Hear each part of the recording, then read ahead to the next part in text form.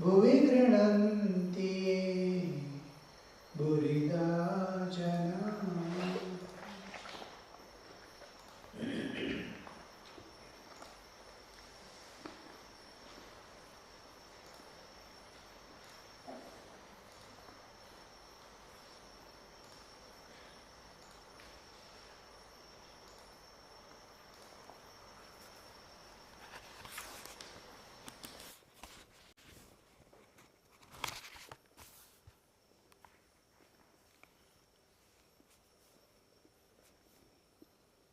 Sri Ramakrishna is telling, if you are filled with devotion, then nothing to worry. Everything will be set right for you and you will safely reach the goal.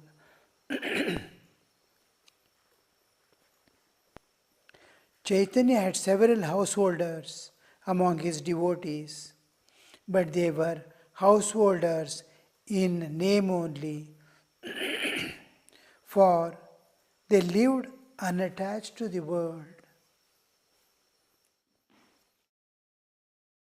Householders and renunciates, we differentiate the sannyasis and grahasthas, two different sections who renounce the world and not exactly worldly enjoyments, all possessions, all personal seeking comforts and all that, and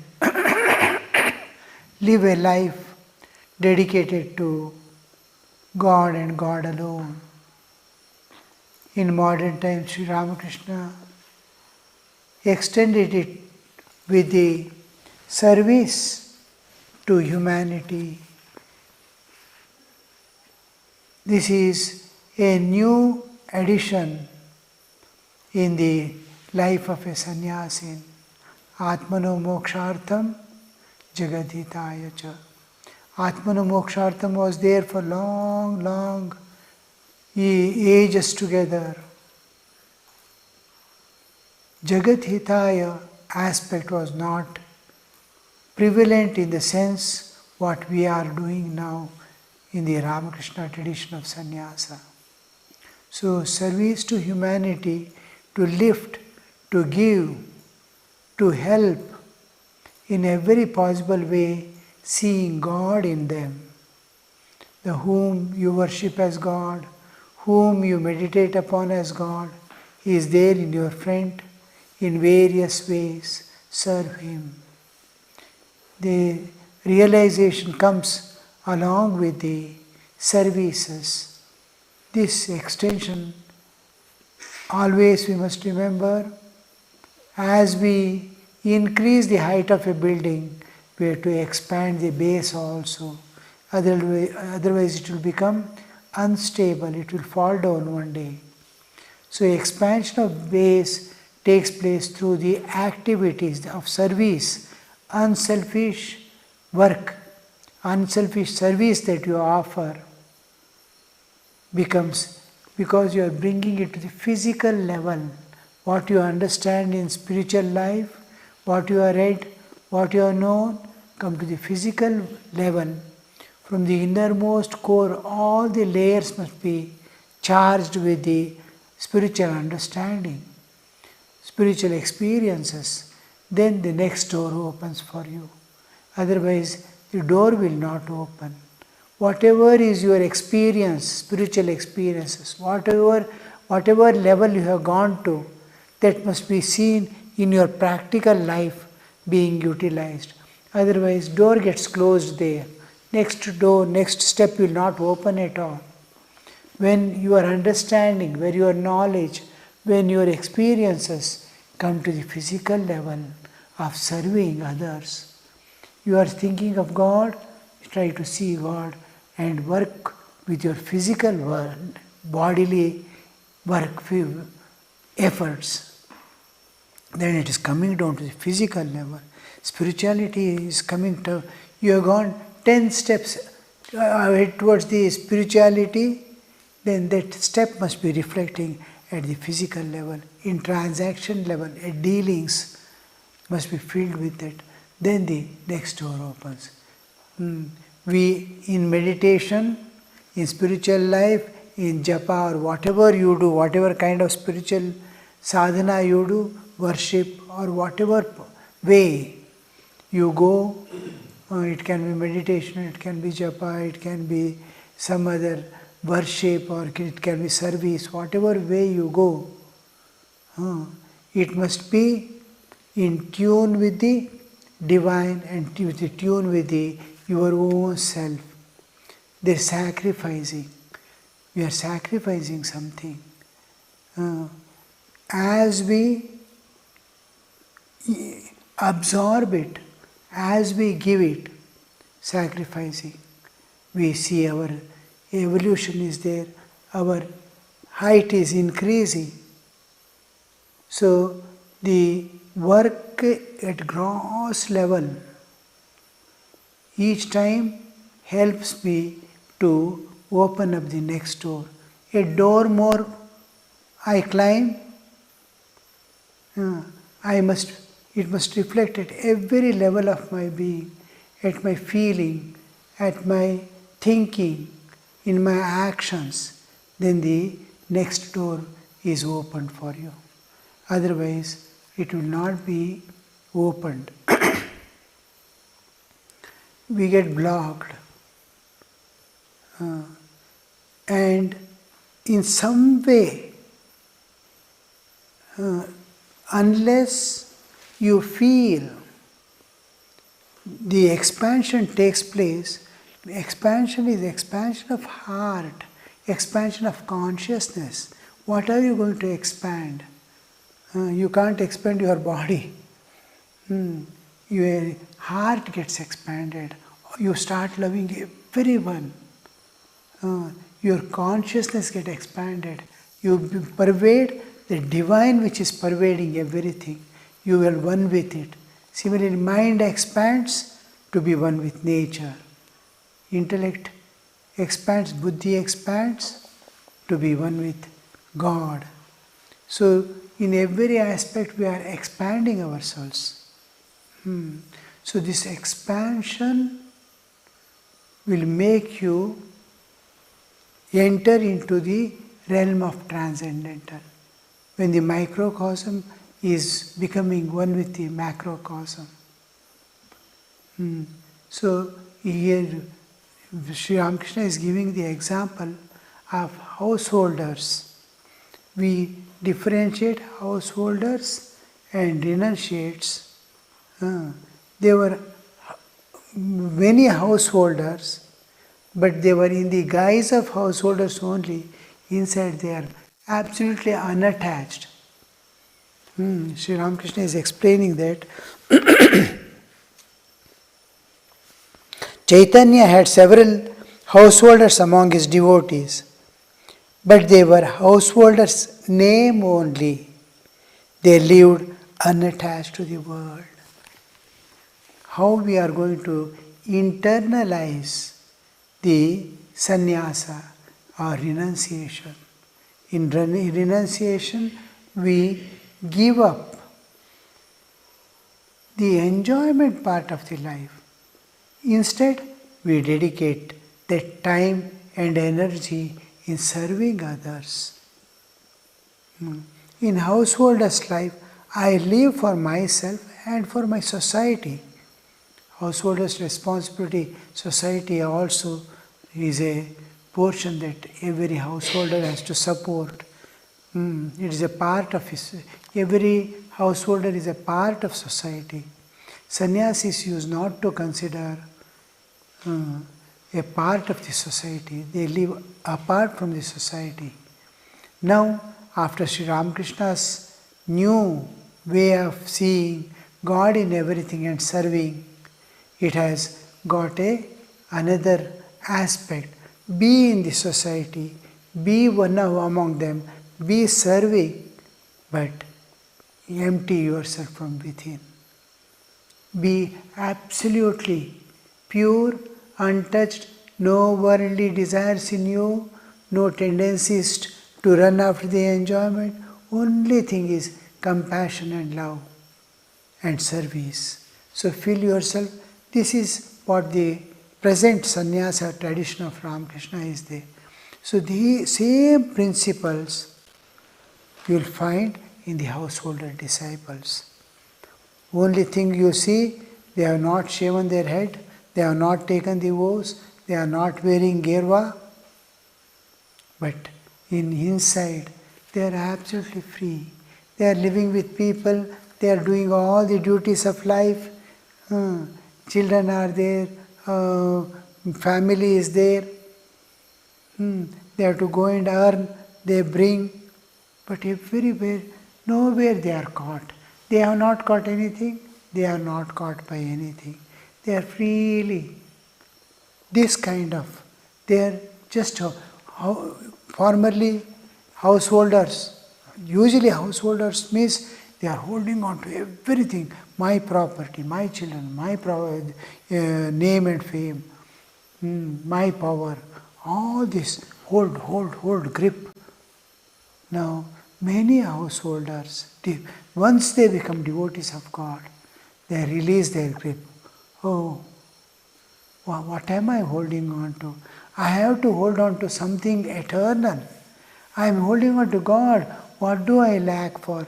What do I care for? I want that what peace and bliss that I am aspiring for, I am getting from within. God is giving me everything. So, in feeling oneness with God, in loving God, in offering services to others, he finds. So, he is freely moving about. He is only a householder in name, but whole inside is pure. Nothing holding, nothing is catching him.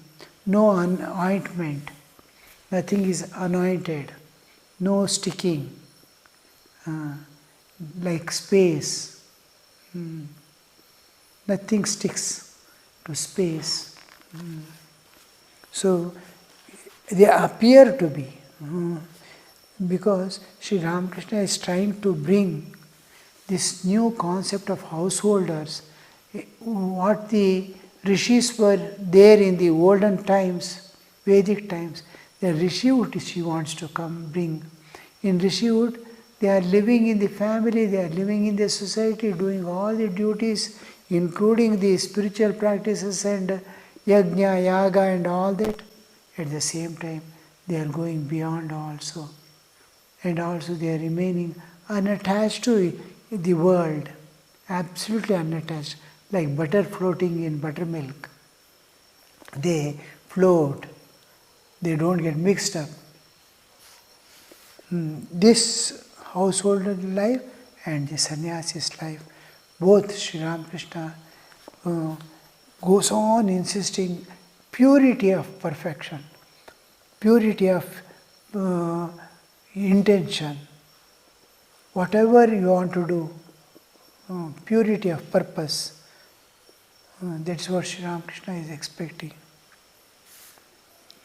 It was noon. The worship was over.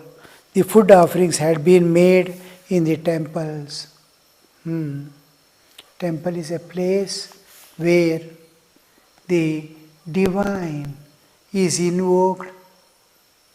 One part is with scriptural injunctions we invoke God's presence. Another is the people, the faith, hundreds of people when they have faith, the faith creates the presence of God there. You can see in any evening arati and all that, when so many people sing bhajans, so the arati is going on, you can see how the manifestation of God, how the divine presence is filled. Everyone experiences that. If you are little sensitive, you can feel the divine presence. Something beyond, from the unknown. Because it is a faith and call of so many people. The moment a few people join with faith that God is there. God is there. So it was known, worship was over. In Vedic times there were no temples. There were satras where the enlightened people or others who are doing spiritual practices intensely, they used to join together and exchange their views, exchange their experiences. That will be now after that, because most of the people were enlightened souls. They never felt the need of having a temple or something. Later on, slowly as the man started coming down to the materialistic life, then it started slowly. We felt the need to unable to concentrate the mind, keep the mind in one place. Mind is getting split and running away. So where shall I center my feelings? Where shall I find the God? God's presence somewhere to find. It became necessity of a temple. Further, in the temple, they started keeping an idol where the God is invoked. Because from birth we are accustomed with form. Whatever we can think of, we think of in the form, name and form and qualities, soft, hard. Object, everything we are recognized by form only. Whether it's a chair, table, cow or anything. We are so much accustomed with form and the qualities. It is hard, it is soft, it is raining, it is cold. All these qualities we are accustomed. So, to transcend, we need some place where I can concentrate. In meditation, we pass through two types of advancement. You cannot go simply walk off within like this, because we go step by step, little deeper, little deeper, little deeper. It is sinking, it is diving within. So you cannot go, you cannot concentrate, penetrate and go, because you are not entitled yet, you are not qualified yet to enter it. So as we develop, just like school going, you cannot go and sit in the 10th standard directly or in the college. You do first standard, second standard, third standard, one by one, various grades. You pass through all the grades one by one. Like that in meditation also, you go inner layers little by little as the time passes. So what happens is, how do we do the meditation first begin? Absorption, not concentration. We absorb. I get absorbed. You can see children sitting in front of TV getting absorbed. Not only children, elders also. So all will be whole attention. It captures, and they are not hearing the other sounds. To that extent, their whole attention is it is getting absorbed. And like that, absorption. Absorption make you to enter within and remain. How deep you can go? Continue it for many days. One more day. As much as you can go. And as deep as you go, it must become so spontaneous and free. I am able to go only this much depth. That I am able to forget the world but not forget the body. That much deep I am able to go. The moment I sit, I must be able to go to that depth. Then your absorption is over. However you go, you get absorbed and stand there. After that, when you are established in a particular depth, you will use concentration. Concentration is by which you penetrate.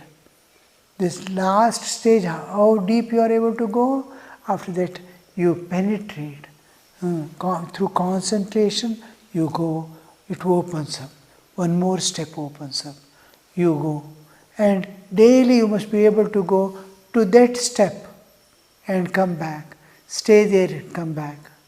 When that stage becomes spontaneous, the moment you penetrate into, you start going again and again to that depth. That depth must become again spontaneous, easily. The moment you sit, you must be able to go to that depth. Next, again concentration. We alternate concentration and penetration through absorption. Absorption, concentration. Absorption, concentration. If we miss anywhere, we will be stagnant there. The moment you are getting stagnant somewhere in the depth, one devotee used to go to quite a deep layer of, is able to go to that. No, he is not able to go for some other reason, he is not able to go. Then what is content of the depth? I am able to go to certain level, then I am not able to go. Try to see what is the content there inside. I am able to go to particular depth. Now I am immediately after you enter, you get stillness and silence. Absolute stillness, absolute silence. What is the content of that silence? What is the content of that inner stillness? Stillness and silence, you try to open and see what is inside. Then you will be able to penetrate, go to the next stage. Each time when the blockage comes, you must immediately find out why this blockage, where is it? Why am I not able to go penetrate further? What is holding me back? So you will see that you are getting only just penetrate inside, trying to see what is its content. In that inner stillness and silence, you start seeing great bliss and peace. You see stillness is there, silence is there. Inside, if you search for, you find great peace is there. And what is the content of that peace? Each time you are trying to penetrate inside and see, penetrate and go, till you reach the one without second, one absolute existence. The Atman or objective ultimate is Brahman, subjective ultimate is Atman. Infinite eternal existence. And Atma Jnana and Brahma Jnana are one and the same. Same sky, you are going from the front door and seeing the sky. Another, you are going through the back door and seeing the same sky. You are going backward within and saying it is Atman. You are going out and saying it is Brahman. Later on you find, Atma Jnana and Brahma Jnana are one and the same. So this is how we enter and penetrate. How to build up, you see, what we are trying to understand is, what is Sri Ramakrishna is telling, that if you are devoted to God, everything becomes smooth. There were householders also. Householders were, internally they are sannyasis, externally. Now the concept of temple came into picture. In temple, how do we see? We try to, there, I have to concentrate somewhere. I must practice concentrating. When my concentration is perfect, I see the inner content. In Patanjali Yoga Sutra also, various types of samadhis that we get external object, concentrating on external object, I enter into samadhi. Internal, my mind, then asmita, on my I am, on the inner bliss. Various ways I enter inside. I can do the externally also. So here main important part of keeping an idol or a murti or an image is, one is your concentration, power of concentration and penetration is becoming. They tell you to see God in that. How can you see a God in the stone image? How can you see? Where is the God? You see from all sides there is no God. Then your mind becomes so subtle to find where is it. Your mind is changing. Stone is not changing. Then when you are able to understand, yes, God exists there, then still subtler aspect is given. Water is given. Try to see God in the water. Water takes the shape of the container. Solid image has got its own form. Here form is changing. Then mind tries to see God in that. It is taking the shape of the container. Then when you are able to understand clearly, yes, I am able to penetrate and understand what is God there. Then still higher is given. They are given air. Air you cannot see also, but you can feel. Feel air. Try to see God. You are going to subtler and subtler in search of God. Then finally they give space, akasha. Then it takes you to the beyond. The whole universe, the entire is made up of these 5 elements. We have 5 senses pertaining to that 5 elements are there. That's all the world. What you perceive through the 5 senses. There is nothing beyond. And five senses are backed by 5 behind the 5 senses is mind. So you try to view entirely different concept, understanding, trying to, the whole thing is, how will you, last is, your mind expands and becomes so subtle, it is able to penetrate into every object. What is unchanging in this changing world? What is one entity which is pervading many? And that is the content, that is the thing. Now in dream world, when you see the dream world, only mind is there. Every object is made up of mind. All minds together becomes this world, dream world. In dream world there is house, this, that, everything is mind alone. One mind has become, but when you are in dream, you don't understand. You are seeing individual people. You are individual object. When you wake up, all thing was only your mind. Like that, when you wake up, all this was God alone. Nothing else was there. One was appearing as many.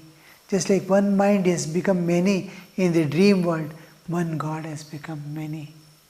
So this vision of the unchanging in the changing world.